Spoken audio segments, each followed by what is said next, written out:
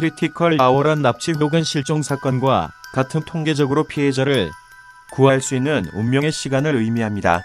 전기, 전자 등 공학 분야 전문가들의 현 상황에 대한 분석이 있어 그 내용을 간략히 살펴보고 해안을 함께 고민해 보았으면 좋겠습니다.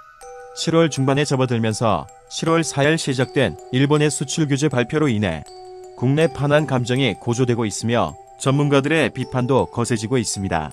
아베는 지금 역시 하면서 고작 세계 소재만 규제한다고 말했을 뿐인데 예상대로 한민족은 저렇게 스스로 갑론을박하면서 혼란스럽군.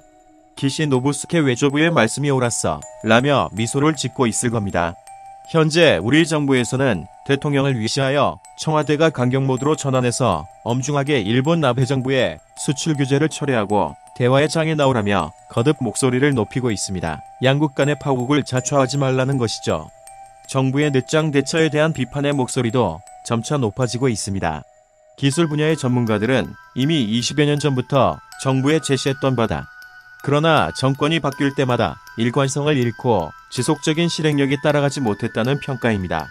역사적으로 볼 때 1980년대 일본은 미국이 그렇게 당했었다는 것입니다. 미국의 인텔이나 퀄컴 등이 일본의 반도체 기업들에게 계속 밀리게 되자 미국산 반도체 점유율을 10%에서 20%로 늘리고 일본의 메모리 반도체 수출을 덤핑이라며 중단시키는 경제보복을 단행했고 결국 일본은 일방적으로 패배했다는 것입니다. 결국 미국이 원하는 대로 다 들어주고 나서야 분쟁이 끝났다는 것이죠. 우리 한국의 반도체가 이 당시 틈을 비집고 성장할 수 있었다는 것입니다. 이것은 마치 태평양 전쟁 패배국이었던 일본이 우리나라의 6.25 전쟁 이후 산업물자를 공급하면서 재건의 기회를 얻은 것과 일맥상통해 보입니다. 전자공학 등 첨단 기술 분야의 전문가들이 내놓은 현 상황에 대한 진단은 지금은 크리티컬 어워, 즉 한국 경제는 지금 백척강도에 서 있다라고 얘기하고 있습니다.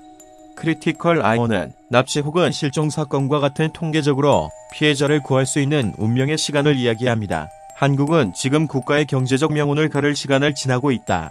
그럼에도 지금 한국은 기업하기 어려운 상황으로 가고 있다. 라고 비판하고 있습니다.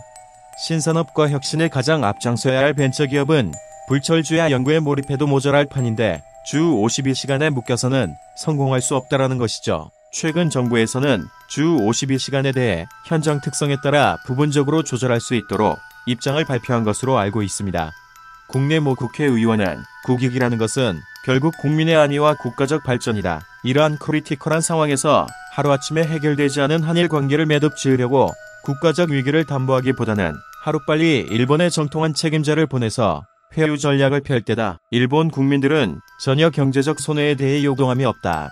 아베 정권의 정치적 노름에 우리 국민들의 감정이 영향을 받거나 기업들이 손쓸 시간이 부족한 상황에서 피해를 입는 것은 바람직하지 않다고 직언하고 있습니다. 이런 우화가 있습니다. 평화롭게 숲길을 가던 소년이 있었는데 갑자기 커다란 맹수 한 마리가 나타났습니다. 소년은 두 손을 모으고 목숨만 살려달라고 하늘에 간절히 기도합니다. 그렇게 몇 초 후 눈을 뜨고 앞을 바라보고 깜짝 놀랐습니다. 맹수도 기도를 하고 있더랍니다. 그래서 너는 뭐라고 기도했냐고 물으니 너를 꼭 잡아먹게 해달라고 기도했다는 것입니다. 얘기가 우습습니까? 현재 한일은 이러한 관계가 아닌가 싶습니다. 신격화되어 있는 천황 중심의 아베 정권은 침략과 정복 자체에 대해서 자신들은 절대적으로 옳다고 생각하는 군국주의자들이라고 합니다.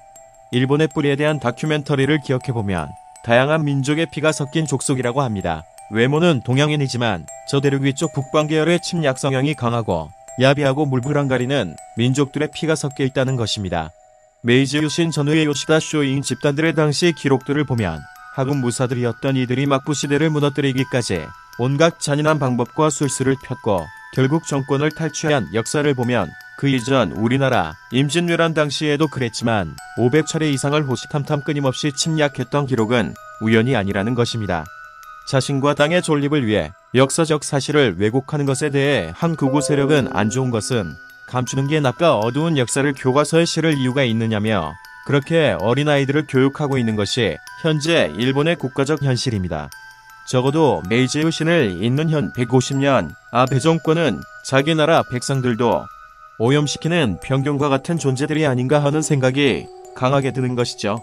아베는 참의원 선거를 앞두고 야당이 봉쇄당한 상태에서 반한 감정을 정치에 이용하고 있다고 합니다. 현재까지 일본에서 우리나라에 수출되는 반도체 소재는 통과된 것이 하나도 없는 상황입니다. 아베 정권은 단지 한일 간 프로세스상이든 산업적 특성이든 간의 산업적 우위에 있다고 확신하고 이를 정치에 이용하고 있을 뿐입니다. 중국과 마찬가지로 일본도 우리나라를 자신들의 속국 혹은 작은 나라로 여기고 있다는 사실을 이번 사태를 통해 재확인되고 있습니다.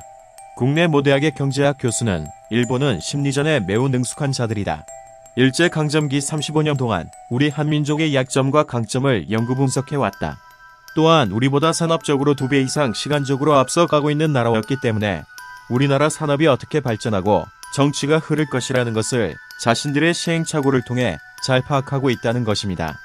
또 실상 우리나라 또한 일본의 정치와 경제 발전 그리고 문화에서조차도 일본 것을 많이 벤치마킹해왔고 연구해온 것은 사실이라는 것입니다.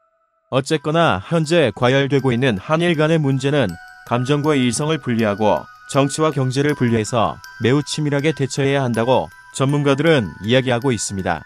현재 국민들은 10년, 20년 퇴고해도 물러설 수 없다는 각오입니다. 국민들도 나라를 맡은 모든 정치인들도 자각합니다. 지금 당면한 이 상황을 크리티컬하게 직시하고 정치적 역량과 외교력을 발휘해주길 현 정부에 강력하게 요청하며 야당 또한 책임을 통감하고 적극 나라의 현안을 해결하는 데 역량을 모아주길 많은 국민들은 요구합니다.